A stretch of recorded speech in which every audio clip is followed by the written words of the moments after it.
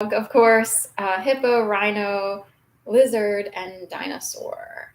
Whatever those words mean to the very different groups that use them, seems these words could potentially mean five different things depending on who you talk to. So anyway, and of course, sticks and stones may break my bones, but words shall never hurt me. Of course, words do hurt people. This is a proven fact. So hopefully, in a civilized world, people can try to be careful with them. And it starts to get weird when you look at dynamics. Some people might, in reaction, spew out words, but they're really provoked by people who use tactics so as to not be seen, or so forth and so on. Hence, what happened here, as I like to say, on the fourth Monday of January 2011, I was made to believe I'd been murdered in my apartment. It was a series of orchestrated events that unfolded that made me believe this. All kinds of things were going on. I thought someone was coming up through the basement of a row home where there were row home that was converted to apartments, and I was in the first floor front apartment. So there was an apartment behind me.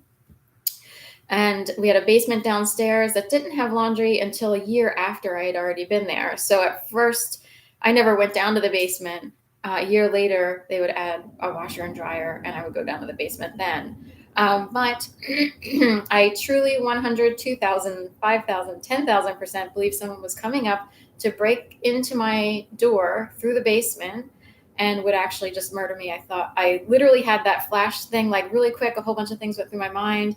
I couldn't really scream. My voice was stuck, like vocal cords were stuck. It's sort of like being stunned into submission and your muscles go limp. That's what happened to me.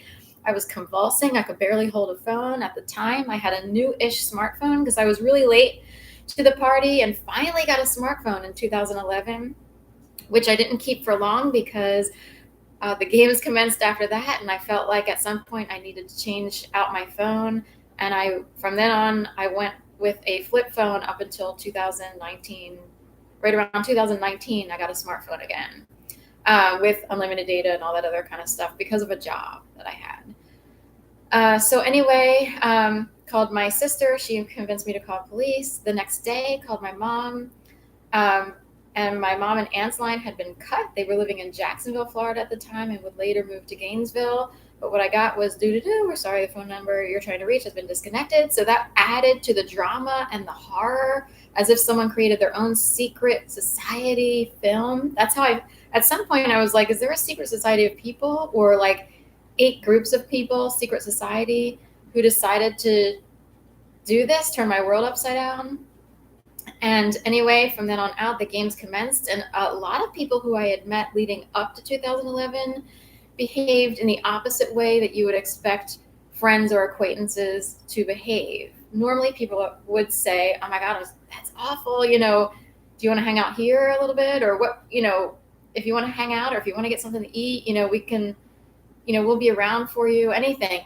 The opposite. People were like, "Oh gosh, I don't know if we can get." It was almost as if people just left. Like, I had a million theories, one of which included I was in the LGBT community, and back then, the big thing to talk about would be like people who came out in high school back in the day. All their friends would leave them because they didn't know they were gay, and this, that, and the other. So all of a sudden they were friendless and alone. And I wondered if that was part of it. Like they were putting me through some sort of test. There were so many things happen that in the end, I don't know that that's it. Or one group might have thought that, and another group might be like, no, we're here testing for this, that, and the other. In the end, a theory that would pop up would be someone came in and decided to impart tough love because they didn't like what I was doing. Like maybe they didn't like that I had volunteered for 50 million groups and had 50 million job experiences under my belt and kept looking for other places to go. In fact, I was practicing something that I preach technically. After a while, when you're in so many toxic work environments that are so bad that you just don't even want to stay, and you don't have a lot of support. So it'd be like, let me see if I can find work here. So I kind of had this freelance independent contractor life at some point, and then I sought out dog walking as sort of a way to escape a really bad work environment, which happened to be oddly an environment that's supposed to, this is how weird it gets, that's supposed to help people escaping domestic violence. But they were behaving the opposite of that which was preached. So I was like, this is really bizarre. So I decided to take on dog walking as a full-time endeavor until I could navigate and figure out how to move, because I considered moving to the Pacific Northwest. Those plans were thwarted very quickly. I was very idealistic, but very hopeful. I literally had contacts and 3 people I knew who were living in the Pacific Northwest. I even signed up to run a half marathon in the Pacific Northwest. It's called Run Like Hell in Portland. And this was a goal, because I thought, well, if I can get out there for that half marathon, and I knew a firefighter out there and also 2 other people who were planning to move there, and did in fact move there. And I was like, between all of them, I could shack up with them and run the half marathon called, ironically, Run Like Hell. I didn't know I would have to run like hell. That's how crazy that is. So I signed up for that, but I feel like that I ultimately would seek out a therapist. It was through Slide and Scale nonprofit for women's. It used to be called Women's Therapy Center, WTC. Like World Trade Center. I started writing out acronyms to see like what matched up with what, because I was so weirded out by the whole thing. But I actually did get good therapy there. It no longer exists, so good luck. You won't find the same programs today.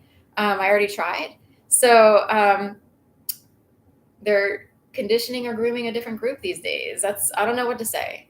But anyway, went to therapy, and I would say things, but I would dance around because I didn't want to seem like totally crazy, because there were so many things that went on, and I was trying to explain everything, and I was trying to stay calm, but I was literally trembling for 8 years. So I showed up to this therapy group and also individual therapy. And she wondered, this woman, I had a therapist, named Dr. Brown, I guess, or a licensed therapist or however. And she suggested, Sylvia Brown, she may even be retired at this point.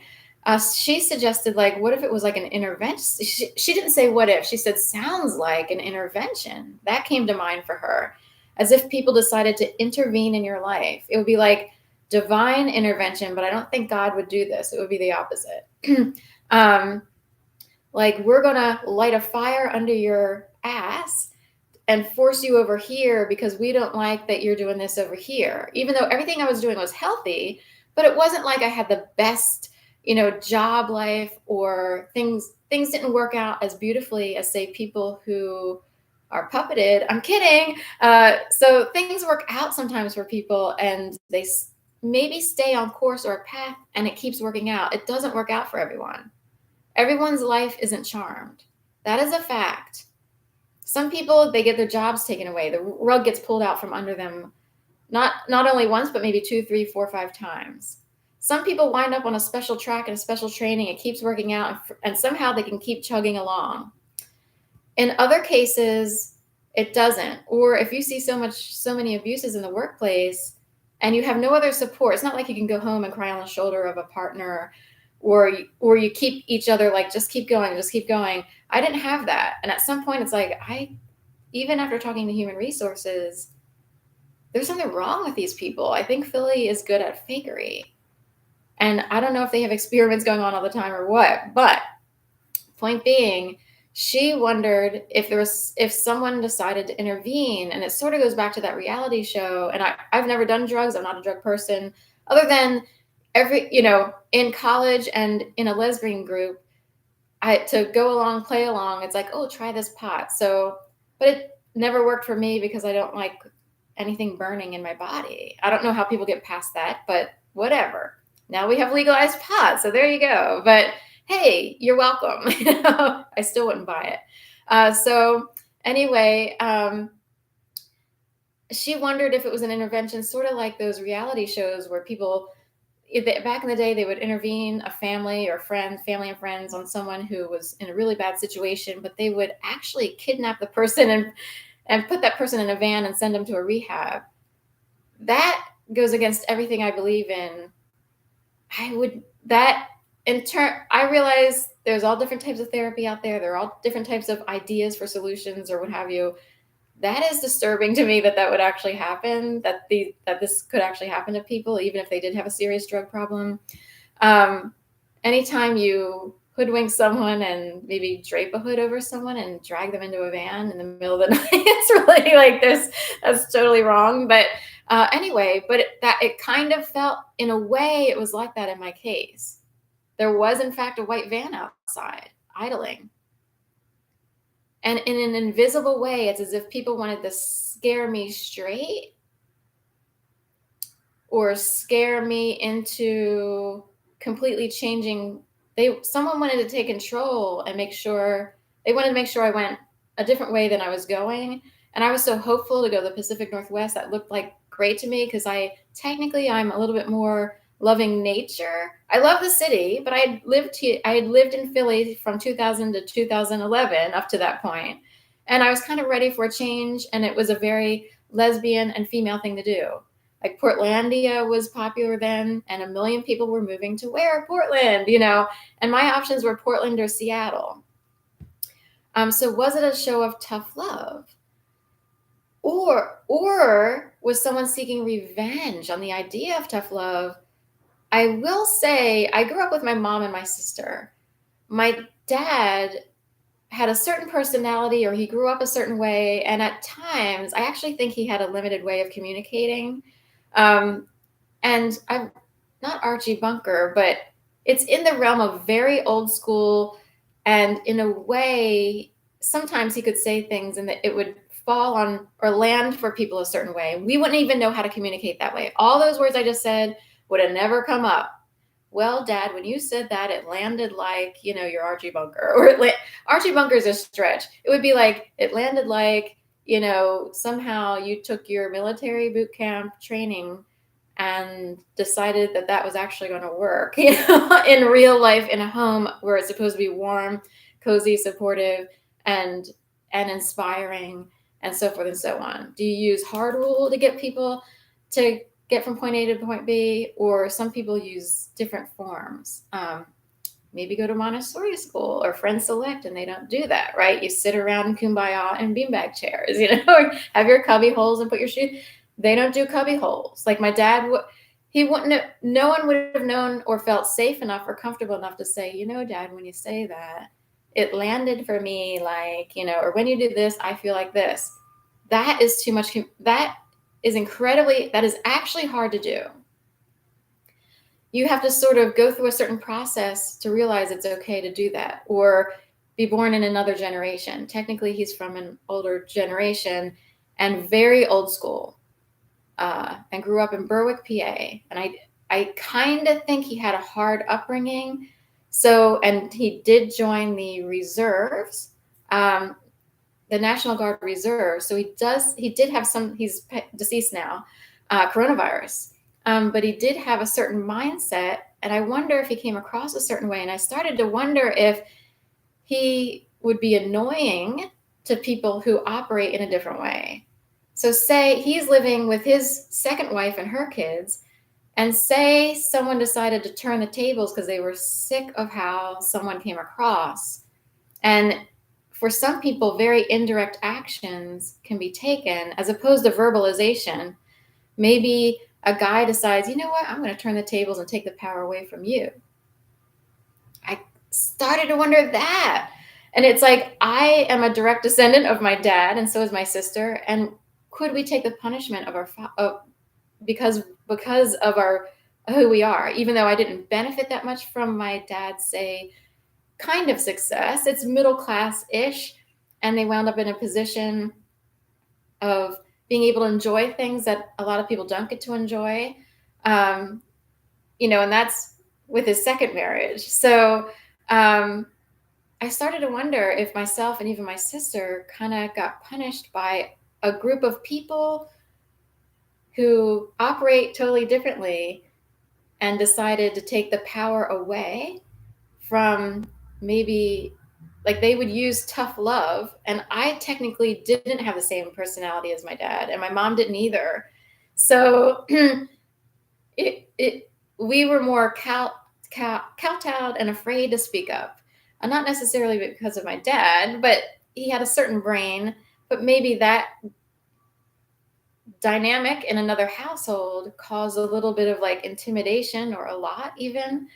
And one pays the price if you try to speak up, or if you don't have the words. A lot of people don't have the vocabulary or the words. It's very normal. I actually sought out writing as a degree, which helped me develop an actual voice. And then all the therapy and women's therapy. And it's like, oh, I see. It's okay to say, when you say that, I feel jealous, and no one's going to jump down your throat or be like, you shouldn't feel jealous. You know, there are actually safe people where you can actually express your honest feelings and not be attacked. Anyway, I'll wrap it up here, but tough love came up as a theory. Someone out there, whether they did it in reverse, like did it like, oh, your dad wanted to hand down tough-ish love to us. We're going to hand it down to you 10 million times over. This thing is so over the top and out of control that even if it was that, the people who kicked it off they should be scared.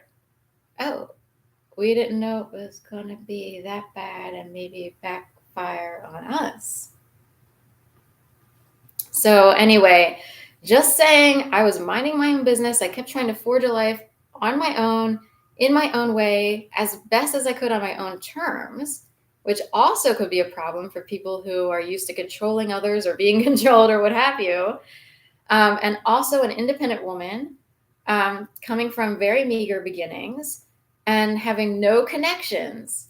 It's not like I know a lot of people, and I have had a really hard time expressing myself, and even finding people to be social with was an incredible feat. And I thought I had accomplished something by meeting a whole bunch of people from like 2008 through 2011 until my world got turned upside down. And then I started questioning everyone who I met, because they started behaving. They're either puppeted to react a certain way, or pre-programmed to like not know how to deal with anything, or they are part of certain groups that actually do this to people as if they had a right. Technically, it's highly illegal. It is extremely illegal. It's vigilante justice, if you will. So I'll leave it at that. It's day 123 in my 365, one video each day, 365-day campaign, raising money for a life that was tortured to the point of, where can I actually earn a normal living and just like, I want to own a home, a small bungalow, nothing major, a cat, a dog, and that's it. Okay, thank you so much, and have a beautiful day. It's okay. You can speak your honest feelings in a safe environment. Not everybody knows that. I'm safe.